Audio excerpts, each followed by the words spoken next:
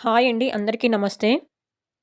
ఈరోజు ఈ వీడియోలో ఎంతో టేస్టీగా ఉండే కరివేపాకు పొడి ఇంట్లో ఈజీగా ఏ విధంగా తయారు చేసుకోవాలో చూపిస్తాను. ముందుగా కరివేపాకును నీట్‌గా కడగాలి. కడిగిన కరివేపాకును ఎండలో కాకుండా ఫ్యాన్ కింద తడి లేకుండా ఆరనివ్వాలి.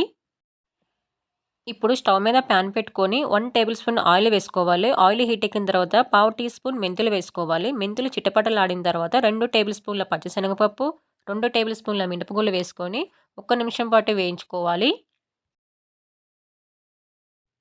ఇప్పుడు ఇందులో 1 టేబుల్ స్పూన్ ధనియాలు, 1 స్పూన్ జీలకర్ర వేసుకొని ఇంకో అర నిమిషం పాటు వేయించుకోవాలి.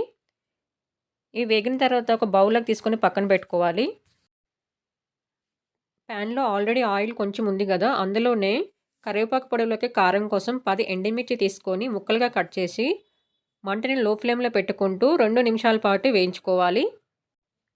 ఎండుమిర్చి వేగిన తర్వాత ఎండుమిర్చి తీసి పక్కన పెట్టుకోవాలి. అదే ప్యాన్‌లో 1 స్పూన్ ఆయిల్ వేసుకోవాలి. ఆయిల్ హీట్ ఎక్కిన తర్వాత మనం ముందుగా కడిగి ఆరబెట్టుకున్న కరివేపాకు వేసి మధ్య మధ్యలో కలుపుతూ మంటను లో ఫ్లేమ్‌లో పెట్టుకుంటూ కరివేపాకు ఆకు క్రిస్పీగా వచ్చే వరకు వేయించుకోవాలి. కరివేపాకు ఫ్రై అయింది కదా! ఇప్పుడు దీనిని పక్కన పెట్టుకోవాలి.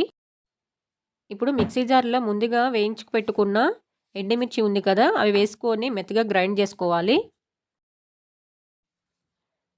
ఇప్పుడు కారం రెడీ అయింది కదా! ఇప్పుడు ఇందులోకి మనం ముందుగా వేయించి పెట్టుకున్న పప్పు దినుసులు, రుచికి తగినంత సాల్ట్, కొంచెం చింతపండు వేసుకొని కోర్స్‌గా గ్రైండ్ చేసుకోవాలి. ఎండుమిర్చి, పప్పు దినుసులు అన్నీ గ్రైండ్ చేసుకున్నాం కదా! ఇప్పుడు అదే పొడిలో మనం ముందు వేయించి పెట్టుకున్న కరివేపాకు కూడా కొంచెం కొంచెం వేసుకుంటూ ఇంకోసారి గ్రైండ్ చేసుకోవాలి. ఇప్పుడు ఈ కరివేపాకు పొడిలోకి పెద్ద సైజు వెల్లుల్లిగడ్డ పొట్టు తీసి వేసుకొని గ్రైండ్ చేసుకోవాలి. అంతేనండి. వేడి వేడి అన్నంలో గానీ, ఇడ్లీలో గానీ ఎంతో టేస్టీగా ఉండే కరివేపాకు పొడి రెడీ అండి. ఇదేనండి ఈరోజు వీడియో. వీడియో గనుక మీకు నచ్చినట్లయితే లైక్ చేయండి, షేర్ చేయండి, సబ్స్క్రైబ్ చేసుకోండి.